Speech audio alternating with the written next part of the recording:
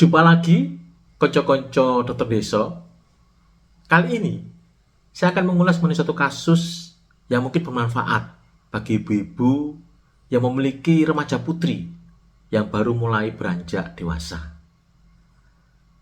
Kasus ini sekitar 3 bulan yang lalu, di mana saya mendapatkan seorang remaja putri usia sekitar 20 tahun yang datang berobat ke poli kandungan karena belum pernah merasakan menstruasi. Padahal dia memiliki adik perempuan yang usianya 2 tahun di bawahnya dan sudah menstruasi pada usia sekitar 10 tahun. Apakah hal ini normal saja? Apakah ini suatu keterlambatan yang biasa?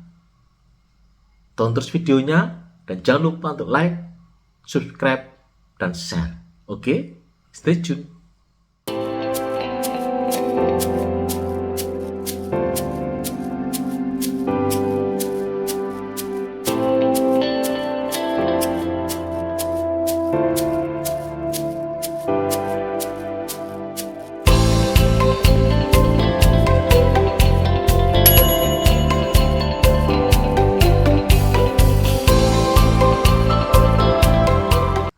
Menstruasi adalah satu tanda terjadinya pubertas pada seorang wanita.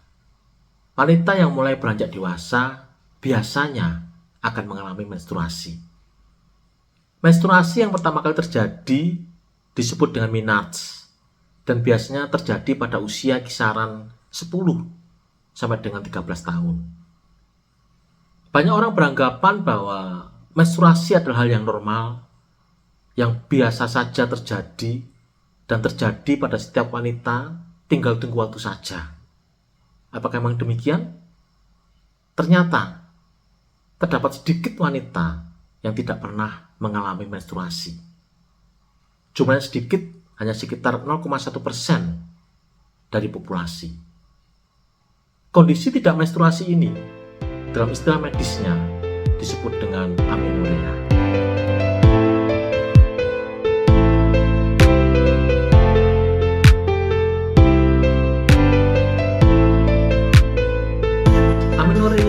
Atau kondisi tidak menstruasi terbagi menjadi 2 tipe.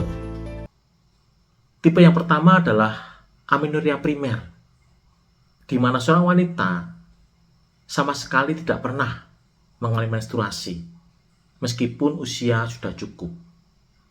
Tipe kedua adalah amenorrea sekunder, di mana seorang wanita dulunya pernah mengalami menstruasi tapi kemudian berhenti dan tidak lagi mengalami menstruasi dalam 3 bulan berturut-turut atau lebih.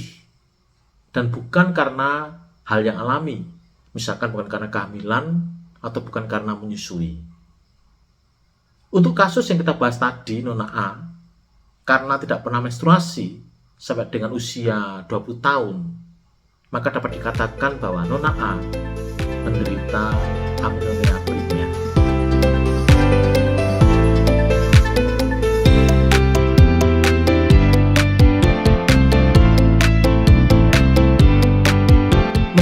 Sederhana dialami setiap wanita setiap bulan, namun dalam kenyataannya menstruasi adalah satu bentuk mahakarya Tuhan yang sangat luar biasa, yang sangat kompleks dan melibatkan banyak organ.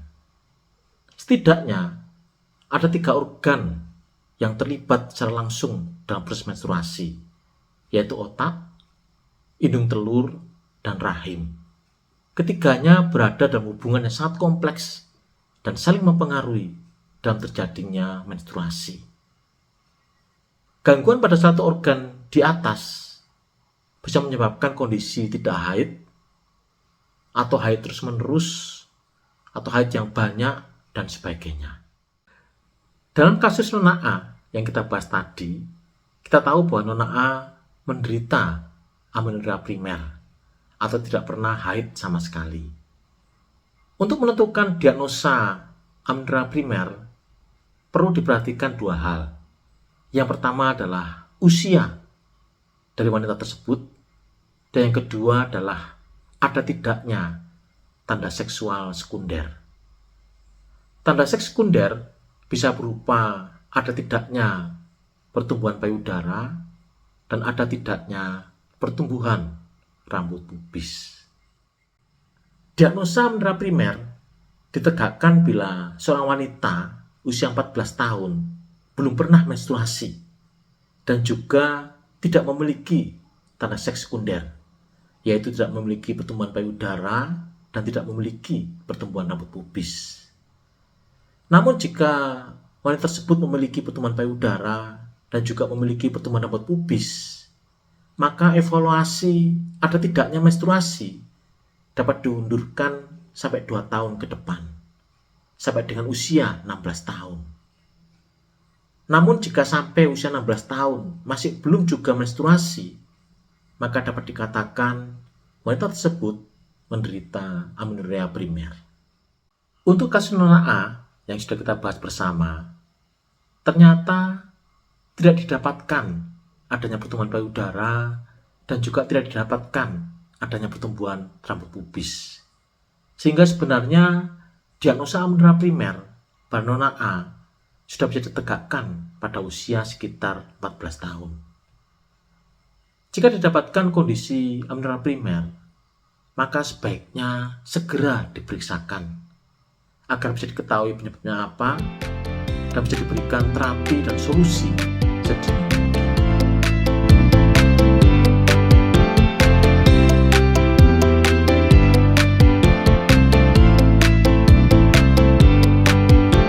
Tidak bisa menstruasi atau amenorrea hanyalah merupakan salah satu gejala. Nantinya jika dibiarkan, maka akan timbul gejala-gejala yang lainnya tergantung dari penyebab tidak bisa menstruasi tersebut. Misalkan ada remaja putri yang tidak bisa menstruasi karena adanya membran yang menutupi selaput darah.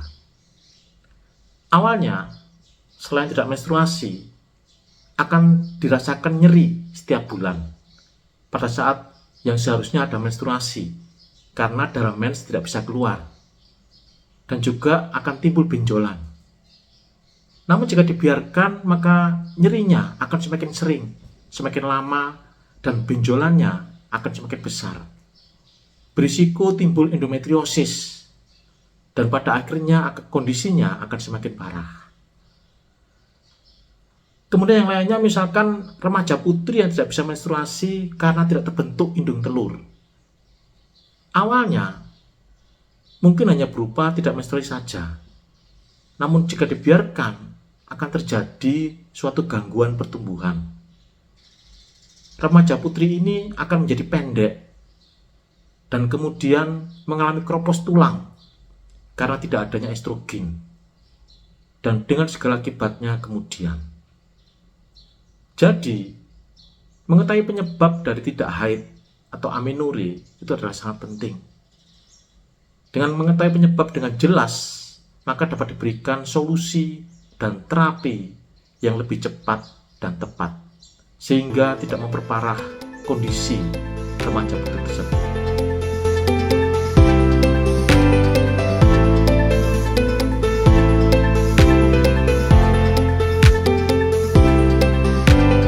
Ada banyak penyebab dari amenorrea primer seperti yang diceritakan nona A. Namun terutama disebabkan oleh organ-organ yang sudah kita bahas tadi. Bisa disebabkan oleh karena gangguan pada otak atau gangguan pada indung telur maupun gangguan pada rahim. Untuk mengetahui penyebabnya diperlukan evaluasi yang cermat dari organ-organ di atas. Penyebab dari amenorrea primer terkadang sangat sederhana. Misalkan bisa terjadi karena adanya membran tipis yang menutupi selaput darah sehingga dalam menstruasi tidak bisa keluar. Ini disebut dengan hymen imperforata. Dan terapinya cukup sederhana, yaitu dengan membuat irisan sehingga membuka membran tersebut dan darah menstruasi bisa keluar. Namun bisa juga disebabkan oleh hal yang kompleks. Misalkan adanya tumor-tumor di otak, adanya wanita yang tidak memiliki indung telur, atau adanya gangguan pada pertumbuhan rahim. Mengetahui penyebab yang pasti sangat diperlukan untuk bisa memberikan solusi dan terapi yang tepat.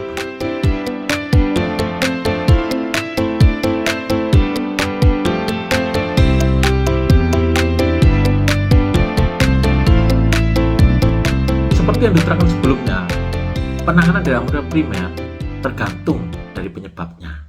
Apakah penyebab dari otak, indung telur, ataupun rahim. Semakin awal penyebab diketahui, maka akan mempercepat solusi dan terapi dan akan menguntungkan bagi penderita.